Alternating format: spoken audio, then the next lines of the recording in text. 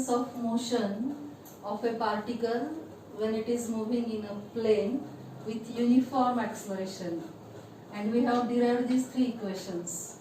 V is equal to u plus at, s is equal to ut plus half at square, and v square is equal to u square plus 2as.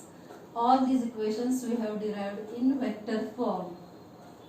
Now since the motion of the object or particle is in the xy plane, as it travels or as it moves in the xy plane, its velocity, displacement or acceleration, they get divided into its components. We know when any vector is taken in the xy plane, the vector get resolved into two components. One is along x-axis, another is along y-axis. The component along x-axis we say it is the x component. Along y-axis it is the y component of that vector. So first equation is related to the final velocity of the object. If it is taken along the x-axis, that means x component of that vector, of that velocity, that we can write in this way. Along x-axis it will be vx, which is equal to this u. This is, we have to take ux plus this a, we have to consider ax into t. Means we have to replace this equation along with the component of that vector in a particular direction. These we have taken along x-axis. So one by one, the second equation is related to displacement. Displacement component along x-axis, that is denoted by sx, which is equal to this equation. It is equal to what? U into t. So here it is replaced by ux into t plus half. This a is replaced by ax, x component of acceleration, into t square. In the same way, the third equation is v square x. It is along x-axis. So vx square is equal to what? It is u square plus 2as. So it is ux square plus 2ax sx. All these equations are the component of that equation along x-axis. So we call them as x component. Similarly, the y component of the same velocity, that is along y-axis, you can represent these equations as it is. That means in this equation you have to replace the term by uy, ay, sy and so on. So the first equation becomes, here it is vx, here it is vy, it is equal to, here it is ux, here it is uy, plus ax into t plus ay into t. Similarly, the second equation for the displacement component along y-axis. Third equation is the final velocity component along y-axis. So these equations are used whenever you have to solve the problems which are on the motion in xy plane. Let's start with the new term, what is meant by relative velocity of the object. See, the relative velocity is not permanent. That means the relative velocity, whenever we have to give, that is always expressed along with the observer. That means on the earth surface we consider earth is our frame of reference, and with related to that earth we give or we express the velocity of any object or velocity of any particle. Normally when we say a car is moving with 60 km per hour, that means we are giving its velocity which is related to the earth, which we have considered as our frame of reference. That means the relative velocity, that term is arbitrary. We have to represent this relative velocity along with the observer.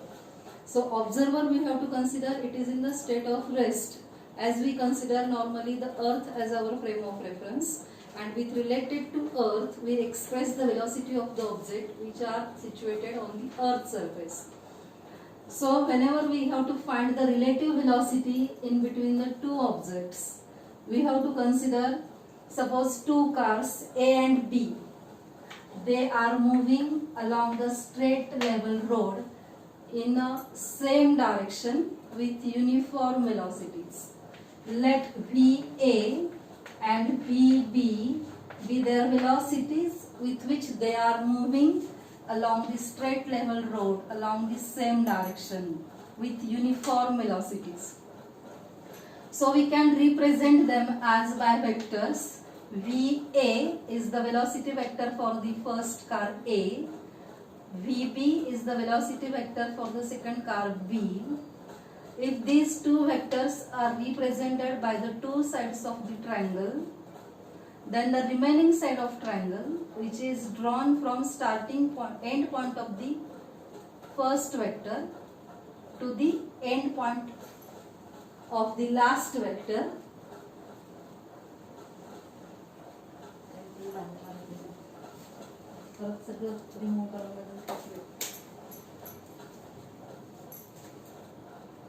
the relative velocity of A with respect to B, we use the triangle law of vectors, and according to the law, from figure, what we write, this VB plus this VAB is equal to what? VA. We have studied the triangle law of vectors in the previous chapter. So the law is applicable here, and you can use the law, and according to law we get this equation, VB plus VAB is equal to VA, vector addition according to the triangle law. So VB plus VAB is equal to VA. Now we have to find what? The velocity of car A with respect to car B. That means we have said the car B that we have taken as a observer, or it is the fixed frame of reference, and we can now find the velocity of A with respect to B. So velocity of A with respect to B is written as VAB. It can be read as velocity of A with respect to B, and that can be calculated with the help of this formula, VA minus VB is equal to VAB.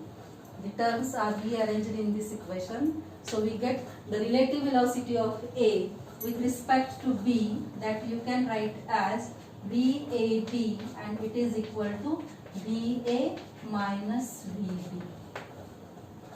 Also, if you have to find the relative velocity of car B with respect to car A, then we use the formula velocity of car B minus velocity of car A, that is the velocity of car B with respect to car A. The relative velocity of car A with car B, that can be explained by considering this example. Suppose that cars A and B traveling on a straight road in same direction with velocity VA is equal to 45 meter per second and VB is equal to 35 meter per second. Now we have to find the relative velocity of A with respect to B. VAB we have to find. So the formula is what? VA minus VB. Now we are finding this relative velocity with respect to car B. Therefore, the VA is equal to 45 minus VB is equal to 35. So it is equal to 10 meter per second. This is what? Velocity of car A with respect to car B. What it indicates? A passenger in car B experiences that, or he knows that the car A is moving with velocity 10 meter per second. If car B is considered as a frame of reference, but actual velocity of car A is what? 45 meter per second. But with related to car B, it is equal to what? 10 meter per second. Now if suppose the car is moving in opposite direction, car A and car B, they are in opposite direction. So we consider VA is equal to 45 meter per second, and if VB is in opposite direction, its direction is reversed. So we take it is equal to minus 35 meter per second. Once again, in this condition, if you have to find the relative velocity of car A with respect to car B, again the formula is same, that is VA minus VB. VA is equal to what? 45 minus VB is equal to minus 35.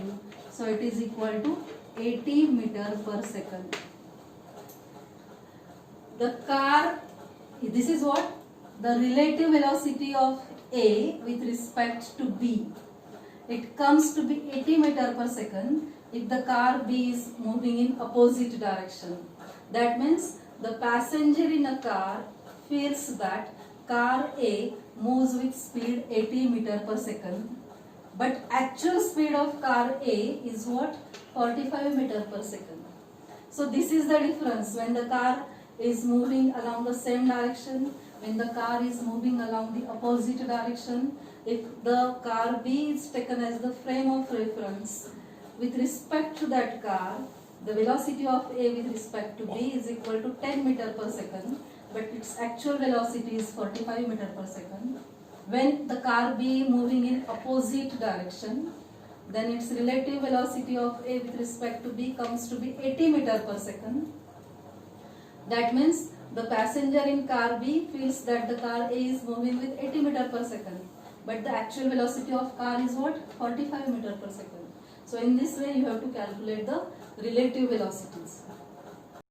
From this example it is clear that when Earth is a frame of reference, the velocity of car A is 45 meter per second, and if the car A and car B are in the same direction, if car B is the frame of reference, the velocity of car A is equal to 10 meter per second.